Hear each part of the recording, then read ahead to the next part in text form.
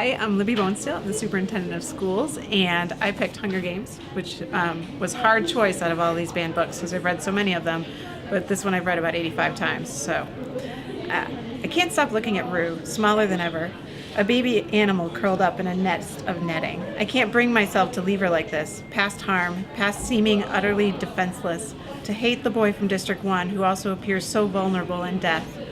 Seems inadequate. It's the Capitol I hate for doing all this to all of us. Gail's voice is in my head, his ravings against the Capitol no longer pointless, no longer to be ignored. Rue's death has forced me to confront my own fury against the cruelty, the injustice they inflict upon us. But here, even more strongly than at home, I feel my impotence. There's no way to take revenge on the Capitol. Is there?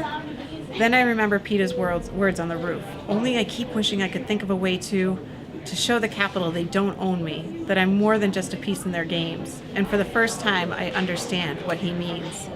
I want to do something right here, right now, to shame them, to make them accountable, to show the Capitol that whatever they do or force us to do, there's a part of every tribute they can't own. That Rue was more than a piece in their games, and so am I. A few steps into the woods grows a bank of wildflowers. Perhaps they are really weeds of some sort, but they have blossoms in beautiful shades of violet and yellow and white. I gather up an armful and come back to Rue's side, slowly, one stem at a time. I decorate her body in flowers, covering the ugly wound, wreathing her face, weaving her hair with bright colors. They'll have to show it, or even if they choose to turn the cameras elsewhere at this moment, they'll have to bring them back when they collect the bodies, and everyone will see her then, and know I did it. I step back and take a last look at Rue. She could really be asleep in that meadow, after all. Bye, Rue, I whisper. I press the 3 middle fingers of my left hand against my lips and hold them out in her direction. Then I walk away, without looking back. The birds fall silent. Somewhere a mockingjay gives the warning whistle that precedes the hovercraft. I don't know how it knows. It must hear things that humans can't.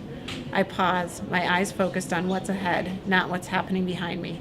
It doesn't take long. Then the general birdsong begins again, and I know she's gone. Another mockingjay, a young one by the look of it, lands on a branch before me and bursts out Rue's melody.